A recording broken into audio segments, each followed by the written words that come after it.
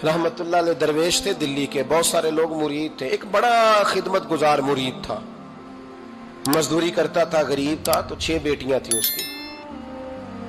हजरत साहब के पास रोज आके कहता, हुजूर बच्चियों के लिए दुआ करें, अल्लाह कोई असबाब पैदा कर दे। एक बच्ची की शादी का खर्चा 1000 दिनार है और मैं गरीब हूं। हजरत साहब दुआ कर देते। खानका शरीफ के थोड़े ही फासले पर, हजरत जहां बैठ के मुरीदों की तरबियत करते थे, उससे थोड़ा ही फासले पर ना एक ईसाई रहता था, बड़ा मालदार था, बड़ी सारे ऊंट, गायें, भेड़, बकरियां रखी हुई थी और हजरत शरफुद्दीन रहमतुल्लाह अलैह की बड़ी मुखालफत करता था। और ये जो आपका गरीब मुरीद था, ये उसका पड़ोसी था। एक दिन बुला के ना उनको कहने लगा कि तू किधर जाके जो है वो टकरे मार रहा है, वहां से कुछ नहीं मिलने वाला। वो तुझे क्या देंगे जिनकी खानका खुद चंदे पे चलती है, मदरसा चंदे पे चलता है, मस्जिद चंदे पे चलती है, तेरी बेटी का मामला कहां हल होगा? तो उस दरवेश ने कहा कि तू मेरे पीर को नहीं जानता, तू अजय मेरा महबूब नहीं डिठा, तो पता नहीं ना, तू इस रस्ते का मुसाफिर नहीं, तू नहीं जानता, उनका बस चले ना तो वो हर कीमत में मेरी बेटियों की शादी करा दे। अब वो ईसाई था, कहने लगा अच्छा चलो ठीक है, अगर इतनी बात है ना तो जाओ उनसे जाके कह दो कि 6 साल के लिए मेरे साथ मुआहदा कर लें, तो मेरे जानवरों को चारा डाल दिया करे, 6 साल ड्यूटी करे, मैं 6000 दिनार दे देता हूं। वो मेरे साथ 6 साल मेरे जानवरों को चारा डाले, रखते हैं ना आप चारा डालने के लिए, एडवांस पैसे दे के। अब तो लोग उन्हें भी गुलाम ही बना लेते हैं, बड़ी थोड़ी तनख्वाह देते हैं, जुल्म करते हैं, पूरा मुआवजा नहीं देते। हजरत शेख शरफुद्दीन के बारे में वो कहने लगा, जब अपने पीर से जाके कह के मेरे जानवरों को 6 साल चारा डाले, मैं 6000 दे देता हूं, तू जो कहता है हर कीमत पे जाने को तैयार है। उसने जब ये बात की तो मुरीद ने नाराज हो गया, वो लड़ाई हो गई, गिरबान पकड़ लिया, झगड़ा हुआ, बात बड़ी दूर गई। इस तरह की बात करता मेरे हजरत के बारे में, तेरे जैसे कई मैं वहां काम पे रखा दूं। जब वो बड़ी बहस हुई, बात मोहल्ले में, इलाके में फैल गई, दुनिया ने सुन ली, तो शेख शरफुद्दीन तक भी पहुंच गई। इस तरह झगड़ा हुआ है। लोग सो गए इशा की नमाज के बाद। हजरत साहब ने ना सर पे कपड़ा लिया, उस ईसाई के दरवाजे पे दस्तक दी, वो बाहर आया, फरमाने लगे लोग तो सोच समझ के मुलाजम रखते हैं, तूने भी तो सोच ही लिया होगा, तभी तो मुझे ऑफर की है। तू अपनी ऑफर पे कायम है? वाकई मुझे रख लेगा और 6000 दिनार दे देगा? कहने लगा जा बाबा काम कर अपना। फरमाया नहीं, तूने इतने लोगों में बात की, इतनी बहस हुई, तो कायम है? कहने लगा मैं तो कायम हूं, पर आपने नहीं कायम रहना। फरमाया मैं सोच समझ के आया हूं। उसने कहा आप ड्यूटी करेंगे, भैंसों को चारा डालेंगे? फरमाया एक शर्त, बस जब अजान हो जाए ना तो मुझे रब की नमाज पढ़ने की इजाजत दे देना, बाकी सुबह शाम जो तू कहेगा। अगर उस गरीब की बेटियां ब्याही जाए तो मुझे और क्या चाहिए? उसकी 6 बेटियों का बोझ है उसके सर पे, तू मुझे रख ले। अल्लाह अकबर। वो कहने लगा चले पे मेरे साथ खते बंदगी कर ले। आजकल हम स्टाम करते हैं, उस जमाने में खते बंदगी होता था, गुलामी का खत, काजी शहर के पास, यानी उसका ख्याल था कि चलो स्टाम की बात करूंगा तो भाग जाएंगे। फरमाया चल मैं तैयार हूं। काजी तक गए, तय हो गया, 6000 दिनार दे दिए। हजरत ने मुरीद को बुलाया, फरमाया पुत्र ये ले जा, जा मेरी बेटियों को रवाना कर दे। कहने लगा हुजूर ये क्या कर रहे हो आप, कुछ सोचे? फरमाया यार जब तुझे बेटा बना लिया तो फिर मेरी पोतियां तो लगती हैं ना, मेरा हक तो बनता है ना, जा जाके ड्यूटी कर, उनको ब्याह दे। बात फैल गई। बादशाह भी अकीदतमंद था, वो 12000 दिनार लेके पहुंचा।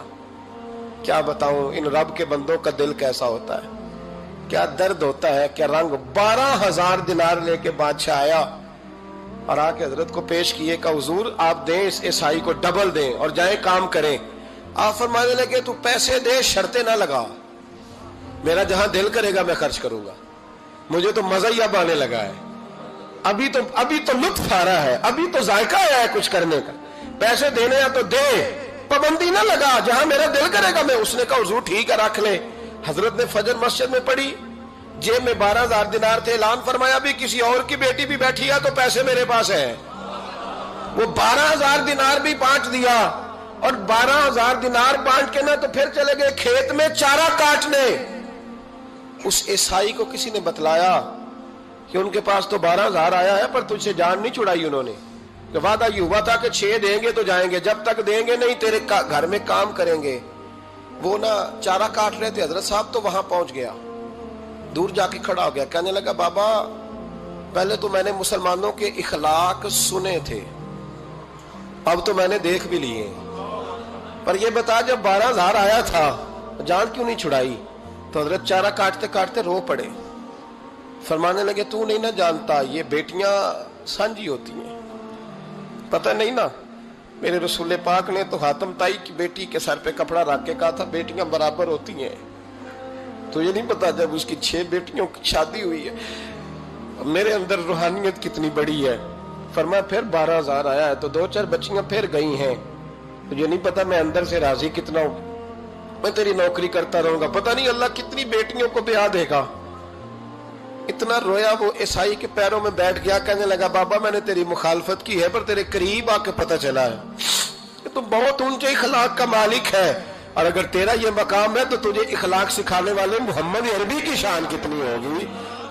ظالم کی بولیے جاتے نہیں لوگ جھوٹے گواہ بن کے، وکیل صاحب کو نہیں پتا ہوتا کہ یہ بندہ مجرم ہے جو میرے پاس آیا، کیا مجرموں کے وکیل نہیں ہوتے؟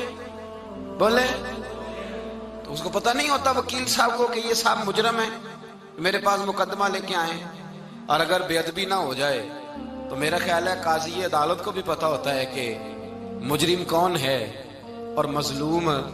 میرے نبی پاک صلی اللہ علیہ وسلم نے اس قدر زیادہ سختی فرمائی اس مسئلے میں، فرمایا جس کو پتا تھا کہ فلاں آدمی ظالم ہے، ظلم کر رہا، پھر وہ ظالم کا گواہ بنا یا اس نے ظالم کی مدد کی، کتنی کی؟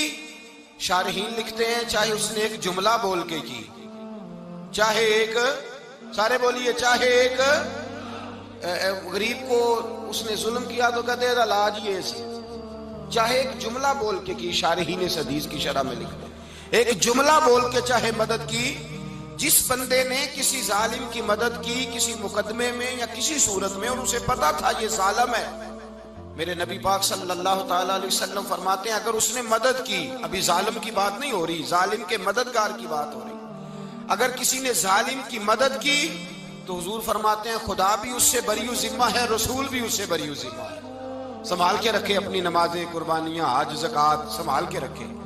اگر ظالموں کا مددگار ہے، الیکشن آ لینے دے، آپ کو نظر آ جائے گا کون کون ظالموں کا مددگار ہے، نظر آ جائے گا۔ اپنی جیب سے لوگ پیسے دے کے ظالموں کی مدد کریں گے، ان کے فلیکس چھپوائیں گے، بورڈ لگوائیں گے، جیبوں سے پیسے دے کے۔ ہم نے خود آگ لگائی ہے چمن میں اپنے، بے سبب گردشی ایام کو الزام نہ دو، ہم نے خود نور کا ظلمت سے کیا ہے سودا، کر کے توہین سحر شام کو الزام نہ دو۔ ظالموں کے مددگار میدان میں آ گئے، یہ چھوٹا لفظ نہیں، میرے حبیب پاک صلی اللہ علیہ وسلم نے فرمایا جو ظالم کا مددگار ہے سن لے جو سجن کے ساتھ کچہری جاتا ہے، وہ یاد رکھے جو دوست کا گواہ بنتا ہے، وہ یاد رکھے جو کہتا ہے میں مانگی گیا تھا، مجھے بلایا گیا تھا قبضہ چھڑانے کے لیے کسی غریب بیوہ کی جائیداد پہ، وہ سن لے تو مدد کر کے نہیں آیا، تو خدا کے ذمے سے نکل گیا ہے۔ رسول پاک نے فرمایا تیرا میرا تعلق ختم ہو گیا، تو ظالم کا مددگار ہو گیا، پھر تو کہتا میں بے چین ہوں، میں بے قرار ہوں، میں آزمائش کا شکار ہوں، پلٹ کے دیکھ تو صحیح تیرا گناہ کتنا بڑا ہے۔ میرے نبی پاک صلی اللہ علیہ وسلم کا ایک اور فرمان سن لیں، ابن ماجہ ابو داؤد میں موجود ہے، اس حدیث کو آپ نے یاد کر لینا ہے، کر لیں گے انشاءاللہ، سارے کہیے انشاءاللہ، کر لیں گے یاد۔ حضور صلی اللہ علیہ وسلم نے فرمایا اگر تو ظالم کی مدد کرے گا نا، یہ لفظ دل کی تختی پہ لکھ لینا، یہ مکافات عمل ہے، مکافات عمل دنیا، ادھر کرو گے تو ادھر بھرو گے۔ فرمایا اگر تو کسی ظالم کی مدد کرے گا، سن لے حضور کا فرمان ہے، اگر تو ابن ماجہ ابو داؤد سیاہ میں موجود ہے، فرمایا اگر تو کسی ظالم کی مدد کرے گا تو رب تعالیٰ مرنے سے پہلے تیرے اوپر بھی ظالم کو مسلط کر دے گا، تیرے اوپر بھی ایک دفعہ ظلم ضرور ہوگا اگر تو ظالم کی، وہ کسی صورت میں بھی ہو سکتا ہے، کسی صورت میں بھی تیرا بیٹا ہی اٹھ کے ظلم کر دے گا، تو الجھ جائے گا، کسی نہ کسی جگہ تیرے لیے تباہی کا سامان ہوگا، تیرے اوپر ظلم ہوگا، اس لیے کہ تو ظالموں کا مددگار ہے۔ چاہیے یہ تھا کہ تو مظلوم کی مدد کرتا، انسانی ایمانی یقین کا فریضہ سر انجام دیتا، تو ظالموں کا مددگار ہو گیا۔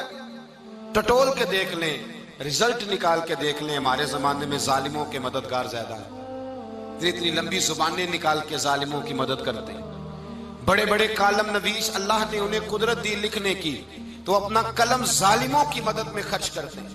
وہ لوگ جن کو اللہ تبارک و تعالیٰ نے قدرت دی، ہمت دی، طاقت دی، کچھ لوگ ان کے حلقہ احباب میں، وہ اپنے لوگوں کو استعمال کر کے ظالموں کی مدد کرتے ہیں، ظالموں کی مدد کرتے ہیں۔ میرے نبی کریم سید عالم نور مجسم صلی اللہ علیہ وسلم نے فرمایا، اگر تو نے ظالم کی مدد کی تو جب تک تو توبہ نہیں کرے گا رب تجھ سے ناراض ہی رہے گا۔ اللہ تجھ سے، او بھائی جس سے رب بھی ناراض ہو گیا، نہ کھانا نہ پینا نہ سونا نہ جاگنا نہ نیند، پھر تیری ہر چیز تیرے لیے آزمائش ہو جائے گی، پھر تیرا سایہ بھی تیرے لیے خوف کا سامان بنے گا، پھر زندگی جیتی جاگتی لاش بن جائے گی، تو اپنے کندھوں پر اپنی میت اٹھائے پھرے گا جب تو ظالم کا مددگار ہوگا۔ اور نبی پاک صلی اللہ علیہ وسلم نے فرمایا، ظالموں کا مددگار بھی ظالم ہوتا ہے، ظالموں کا مددگار بھی، سارے بولے ظالموں کا مددگار بھی نہیں، کو نہیں، آپ سارے نہیں بولے، ایک دفعہ بولے ظالموں کا مددگار بھی، پکی بات ہے، ظالموں کا مددگار بھی۔ اللہ اکبر، جس کا یارانہ ہو، جس کا دوستانہ ہو، جو کہے میں نے نا اس کو اوکھے ویلے کے لیے ظالم کو یاد رکھا ہوا ہے۔ کبھی مشکل میں رکھے نہیں ہوئے لوگوں نے ظالم دوست، کہتے میں نے رکھے ہوئے ہیں، بلکہ ہمارے دیہات میں تو کہتے ہیں میں نے بازو بنائے ہوئے ہیں۔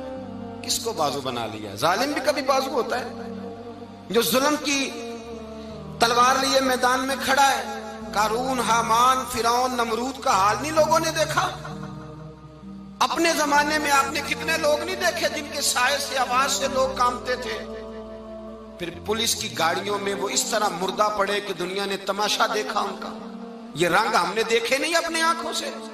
فرمایا ظالم کا مددگار بھی، جو کار میں بٹھا کے لے کے گیا وہ بھی ظالم، جس نے چائے پلائی وہ بھی، جس شخص نے کھانا کھلایا وہ بھی، جو کچہری تک ساتھ گیا وہ بھی، جس نے فلیکس کے نیچے، بڑے شرابی کے نیچے چھوٹی اپنی فوٹو لگائی وہ بھی، جو ووٹ کی پرچی ڈالنے گیا وہ بھی۔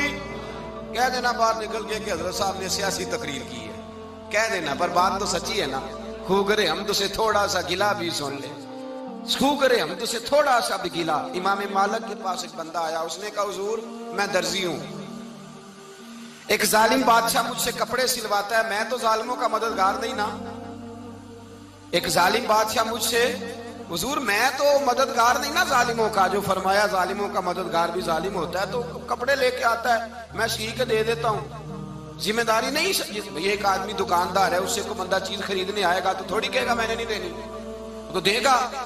کوئی بندہ اگر کسی شخص سے کوئی کام کہتا ہے جو اس کی فیلڈ ہے، اس کا شعبہ ہے، اس کا معاش کا وہ سلسلہ ہے، کہتے ہیں یا رسول اللہ صلی اللہ علیہ وسلم ظالموں کا مددگار بھی ظالم، حضور نے فرما دیا۔ تو امام مالک سے بندے نے مسئلہ پوچھا، دل کی تختی پہ لکھنے والی باتیں ہیں، کہا حضور میں درزی ہوں، ظالم کپڑے سلواتے ہیں، میں تو مددگار نہیں نا۔ امام صاحب کہنے لگے نہیں، مددگار تو وہ ہوگا جو تجھے سوئی دھاگا فراہم کرے گا، تو پورے کپڑے سی کے دیتا ہے، تو خود بہت بڑا ظالم ہے، تو پورے سوٹ سی کے دیتا ہے، تو بہت بڑا ظالم خود ہے۔ مددگار تو وہ ہوگا جو تجھے دھاگا دے گا، جو تجھے بٹن دے گا، جو تجھے نلکی دے گا، جو ظالم سے اتنی نفرت ظلم کر کے بندہ ہے۔ یہاں تو ہمارے زمانے میں ہیرو بن جاتے ہیں لوگ، ظالم ہیرو ہے، لوگ اس سے ڈرتے پھرتے ہیں، گھومتے پھرتے ہیں، اور بہت سارے کم مزاج لوگ اس کے پیچھے ہاتھ باندھ کے پھرتے ہیں۔ ظالموں کی مدد کرنا، ظالموں کے ساتھ رہنا، یہ ظلم ہے، ظلم، یہ زیادتی ہے۔ میرے نبی پاک صلی اللہ تعالی علیہ وآلہ وسلم نے ارشاد فرمایا، یاد رکھو رب فرماتا ہے میں مظلوم کی مدد ضرور کروں گا، چاہے جلدی کروں چاہے دیر سے کروں، میں مظلوم کی مدد۔ اور حضور صلی اللہ علیہ وسلم نے فرمایا ہے، حضرت معاذ بن جبل کہتے ہیں حضور نے مجھے یمن کا گورنر بنایا، جب میں جانے لگا نا تو حضور نے بڑی نصیحتیں کی، بخاری میں موجود ہے، فرماتے ہیں جب میں پلٹنے لگا تو میرے رسول نے فرمایا معاذ ایک منٹ ٹھہر جا، ایک بات میری یاد رکھنا، اس کو نہ بھولنا۔ کہا حضور کیا؟ فرمایا دیکھنا کسی پہ ظلم نہ کر بیٹھنا، کہیں تجھ سے زیادتی نہ ہو جائے۔ محبوبہ پھر حضور نے فرمایا سن میرے معاذ، میں تجھے گورنر بنا رہا ہوں، زیادتی نہ کر بیٹھنا۔ یا رسول اللہ صلی اللہ علیہ وسلم کیا ہوتا ہے؟ تو میرے کریم نے فرمایا جب مظلوم دعا کے لیے ہاتھ اٹھاتا ہے تو عرش کا مالک کہتا ہے فرشتوں پیچھے ہٹ جاؤ، عرش کا مالک کہتا ہے فرشتوں پیچھے ہٹ جاؤ۔